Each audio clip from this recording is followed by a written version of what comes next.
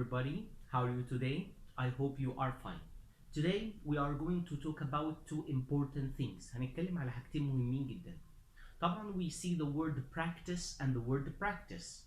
We see the word advice and the word advice. Is there a difference between any one of them? Yes, there is. يعني مثلا لو اتكلمنا الأول first of all هنخلي السيشن of today about the word advice and advise. Advice and advise. Again, advise with the S, advice with the C. What is the difference between the two? The word advise is a verb, like in the word advice is an uncountable noun, is a noun, but you can say before it, you can't say before it an, you can't say before it an. يعني there is nothing called an advice, there is nothing called an advice, مفيش حاجة اسمها an advice. طيب Mr. how can I use it in a sentence؟ ازاي استعملها في sentence؟ For example, I advise you to study hard. I advise you to study hard. I advise you to stop smoking. I advise you to stop smoking. Again, I advise you to stop smoking. I advise you to do some exercise. I advise you to eat healthy food and so on. يعني بقول لك اعمل exercise، كل اكل صحي. I advise you even to visit مدينتي to enjoy. يعني بنصحك ان انت تروح تزور مدينتي to enjoy the community زي ما هم بيقولوا يعني. Okay and so on. طيب Mr. what about advice? Advice. I give you some advice. I give you some advice to study hard, or I can give you some advice on how to get high marks. I can give you some advice on how to get high marks. I can give you some advice on how to get high marks. Is there a way or is there any different means of giving a piece of advice؟ هل في طرق ان انت تدي a piece of advice؟ ايه ده؟ انت قلت a piece of advice. A piece of advice. Yes, I can say a piece of advice. I can say a bit of advice. A bit of advice. Let's see how can we give a person a piece of advice or how to advise somebody. ازاي تنصح حد؟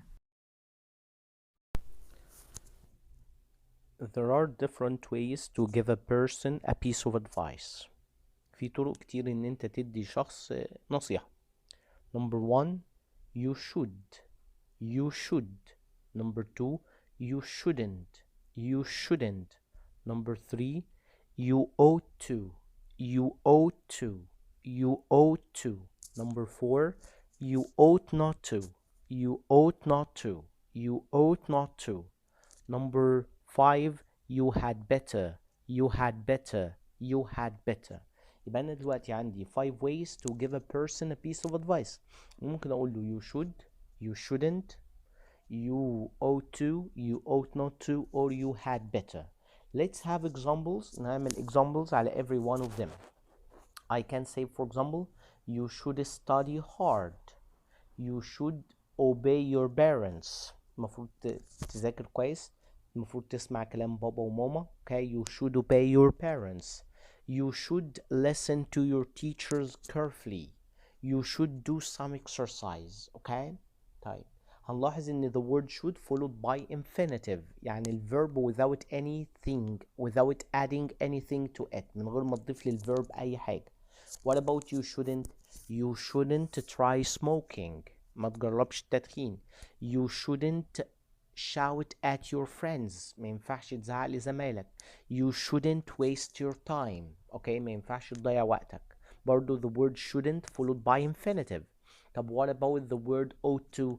ought to the same as should، زي should بالظبط. يبقى you ought to tidy your room. You ought to tidy your room. You ought to listen carefully. You ought to do some sports. طب what about the word ought not to؟ ought not to means shouldn't. ought not to means shouldn't، بتساوي كلمة shouldn't. يبقى you ought not to waste your time. You ought not to dirty make your room dirty. okay ان انت ما تنضفهاش يعني. okay you ought not to lose your things، ان انت تفقد اشيائك. you ought not to eat from the street، ما ينفعش تاكل من الشارع. you ought not to eat unhealthy food and so on. What about the word had better? Had better it means من الأفضل، بس بيجي ورا الverb infinitive على طول. You had better come early.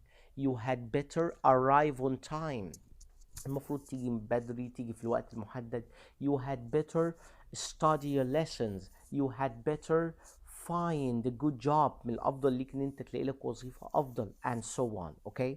طب لو عاوز أعمل the word had better negative، لو عاوز أعمل the word had better negative هقول you had better not. You had better not. You had better not. You had better not. أقول example for على سبيل المثال.